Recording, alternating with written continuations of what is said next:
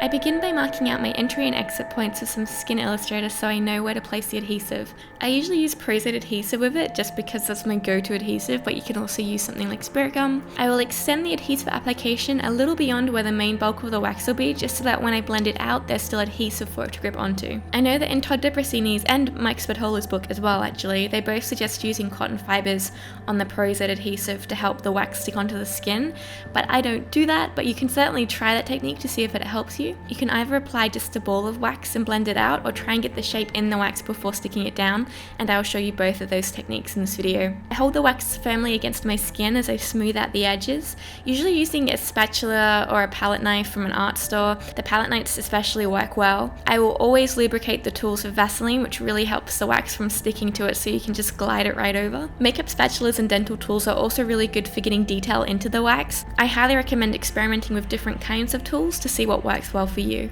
It usually takes me a little while to blend the edges out. The step is one of the most important steps for realism, so I definitely recommend taking your time here, giving it a lot of attention and patience. Once I've gotten the edges blended out, I then go into creating the shape. I am copying a reference image of a guy who accidentally got shot in the leg by his friend, but you can just copy mine as a reference for now. I know that some people recommend sealing their wax with latex or something like blue marble.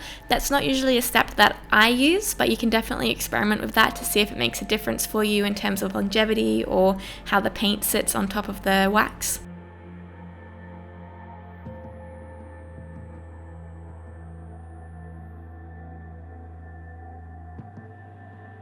To colour it, I always start with matching the skin tone, so I'm going to be colouring mine with my Skin Illustrator Light Flesh Tones palette. You can also colour the wax intrinsically before applying it, which is basically adding pigments into the wax itself rather than painting on top of it. I'll link a Stuart Bray tutorial here where he shows you how to do that using grease paints in the wax. Once I've gotten the skin tone down, I'm going to move on to colouring inside the wound. I'll usually use my pinky colours like the Coral Adjuster and the Rose Adjuster, and then move on to the blood red tones from my FX palette.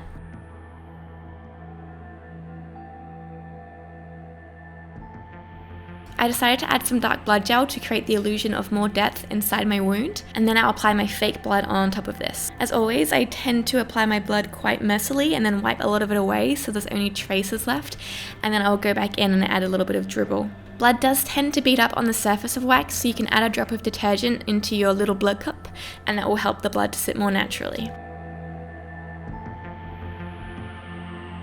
I'll link some more tutorials that I've done using nose and scar wax for you to check out, and I'll also link my friend Powder's YouTube channel, who is the king of nose and scar wax. You should check him out.